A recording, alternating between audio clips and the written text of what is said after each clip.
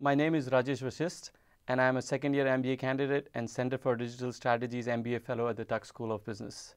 I am pleased to welcome Philip Rosenberg, Senior Vice President of Business Development at Sony PlayStation, who is joining us today as part of the Bridge Technology Impact Series. One advantage of PlayStation was being able to play a movie, like a Blu-ray movie, and all the other connection with the other home theater systems.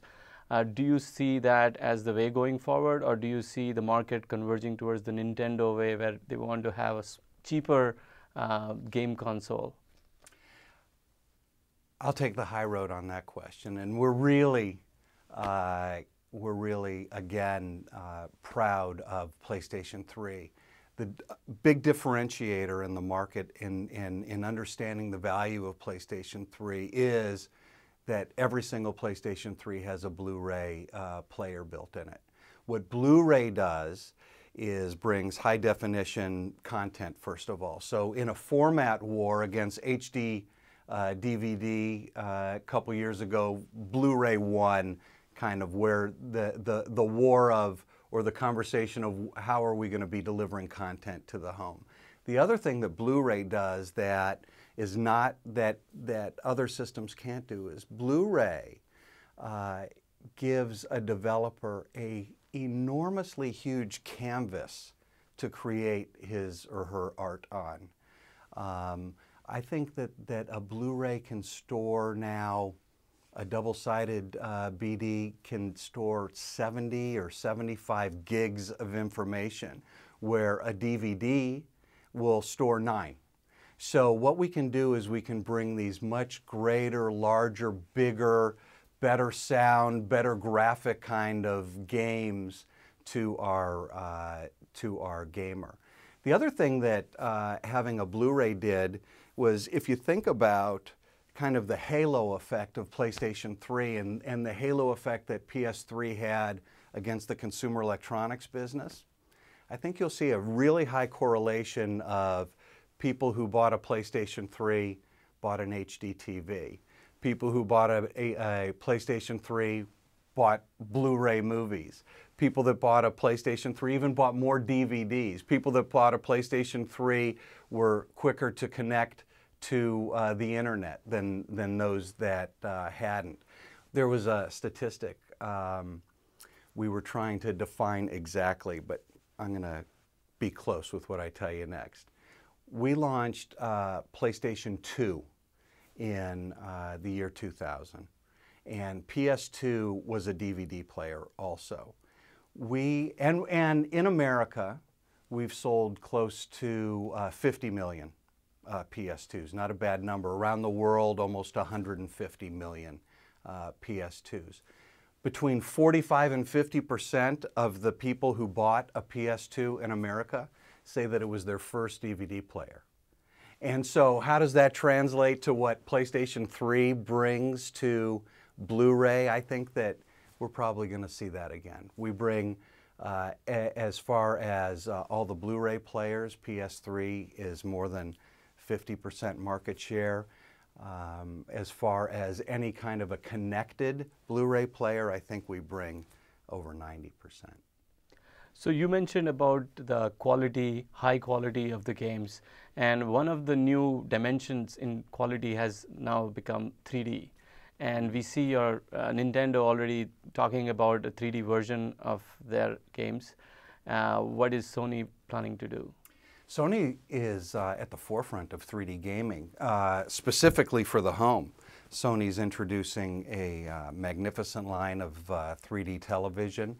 Every single PlayStation 3 that's been sold will be able to be upgraded via firmware update to accommodate 3D gaming and 3D movies.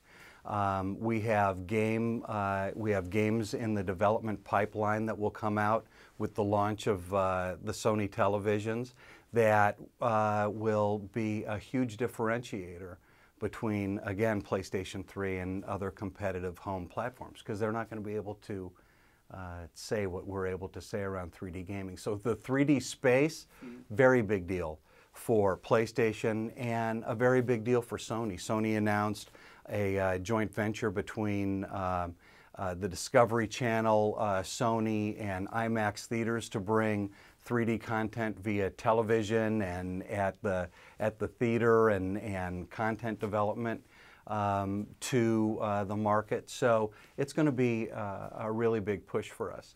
Back to Nintendo's release that came out last week about their portable game becoming 3D enabled without glasses. We haven't seen it, and again, I'm not an engineer, but from what I understand, is that's a pretty big promise, and we'll see what it really does look like when it comes out. And what effects has your industry, the gaming industry, has had on the overall entertainment industry over the last few years and going forward? Raj, think about how many consoles have been sold and connected to televisions over the years. Back to Atari and Pong coming out in the mid-1970s. I think that the video game space, which is an over $20 billion business right now, has competed in the past. We've had conversation, who's bigger, the games business or the movie business, is an absolutely widely accepted entertainment media for consumers. At home, away, arcades, people were dropping quarters in the arcades like crazy back in 1980. Now you can take that experience home on your couch, on your beautiful HD, LCD, Bravia TV. You can have all the great experiences you want to have and still have your movies coming out of the same device and still be connected to the internet. One of the early conversations, or one of the conversations that I've had in my role at PlayStation with some of the cable operators early, was just conversations about understanding that that cable box at home is connected to the same high-definition TV that our PlayStation 3 is connected to. For the content providers, how do we work closer together to make that it easier for the consumer to access the content they want when they want it? And do you foresee the mobile space, like especially the cell phone, the people playing video games on cell phone, that being like a niche area completely separate from the console and the PSP kind of gamers? I think the value proposition of the mobile space today is pretty phone-centric, where the PlayStation Portable proposition is very game-centric. Now, how do those, or do they merge in the future? Very possibly. I know that at PlayStation we're looking at new ways to drive the value proposition of PSP, and maybe that redefines what PSP can be in the future. As far as what's going on in the game space, again, I think that the big value of PSP and the value of this PlayStation brand that we've been building for 15, 16 years around the world really puts a stake in the ground around quality gaming content, and we'll continue to drive that at a level that no one else has ever driven it. Sure. And finally, a question that many in your audience would be interested in: what advice would you give an MBA considering a career at PlayStation or at any other sister companies at Sony? Well, I think with any job, you want to be interested in gaming. So maybe if you are interested in gaming, that'll make a difference.